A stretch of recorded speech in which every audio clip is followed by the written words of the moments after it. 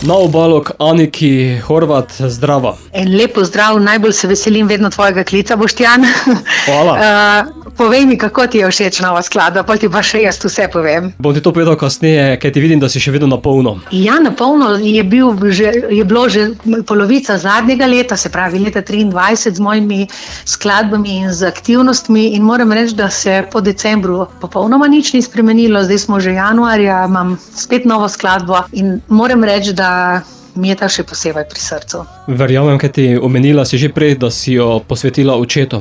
Ja, v bistvu ta skladba, jaz itak vse skladbe pridejo iz srca, nikoli v življenju nisem nič nisem naročila skladb, to rabim za to. In zadnje leta je to še bolj pogosto, da vse te zadeve prihajajo res iz srca. Kevin Koradin mi je naredil melodijo, niti slučajno nismo vedeli, v katero smer gremo, kaj bomo naredili in se je porodila ta ideja, ker Kevin je tudi Portorožan. In ve, koliko je moj oče vložil v mene truda in energije in ljubezni, da glasbo še vedno ljubim. Ne? In je rekel, jaz pa čutim, da je ta skladba za tvojega očeta. In jaz sem rekla takoj ja, napisala sem del besedila in potem se slišala z Laro Baruco, s katero tudi zadnje pol leta sem sodelovala pri pismu Božičku in tudi pri drugih stvareh. In moram reči, da tekst je zletel z naju. In tako lepo sodelovanje, kot sem ga imela zdaj z Laro in s Kevinom, ko smo bili eno, mislim, da je to višek ustvarjanja za umetnika. Kako je to lepo, ko vsi trije potem postanemo eno in noben ne vleče po svoje, to bo tako ostalo, tisto bo tako, ta beseda bo tam. Ne, kar lepo si podajamo, Lara je zadnjič rekla, kot ping-pong in sodelujemo, ustvarjamo in postanemo eno. Torej postanemo ta pesem. In vse skupaj ste potem še prepletli s kadri z domačega okolja, z obale in vse skupaj združili v videospot.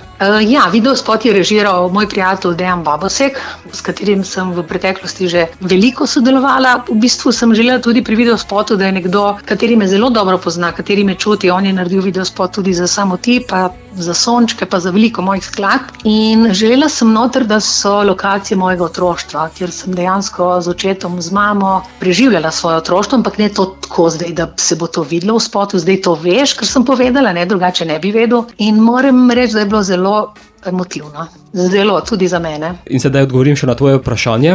Vse skupaj mi je zelo všeč. Sem zelo vesela, Boštjan. Najlepša ti hvala. In jaz upam, da tudi bo prišlo do src ljudi in da v bistvu, kaj je namen sploh te skladbe? Namen te skladbe je, da ti poboža dušo, da te pomiri in da bi rada delila z vsemi ljudmi, ki so morda koga, ki jim je bil zelo, zelo drag, izgubili, da dejansko se vse te stvari res spremenijo v neko energijo in da ta človek, ki te je imel rad, ki si ga imel rad, je nekako vedno s tabo. In ko res nimam odgovorov, če se zazrem v nebo, pa morda tudi, če on ni ta zvezda, ga slišim, kako bi mi on odgovoril. In mi je pa seveda lažje, če vem, da je tista zvezdica, ki si je. Anika, prej si dejala pred tem pogovorom izven etera, da že tudi naprej ustvarjaš. Naprej ustvarjam in moj naslednji singel bo zunaj 25. marca, je pa sporočilo mamice svojim otrokom, tako da še vedno ostajamo pri družinskih temah, ampak to ti bom vse takrat razložila, tako da zdaj je na vrsti Zvezda in tudi letošnje leto je na vrsti moj nov album. Takrat bo še kaj več rekla, bova pa sedaj v eter poslala tvojo ta novo, zato naj zasije zvezda. Vsak od nas ima srečno zvezdo in naj zasije to leto za vsakega. Vsem želim eno lepo, polno ljubezni in srečno novo leto.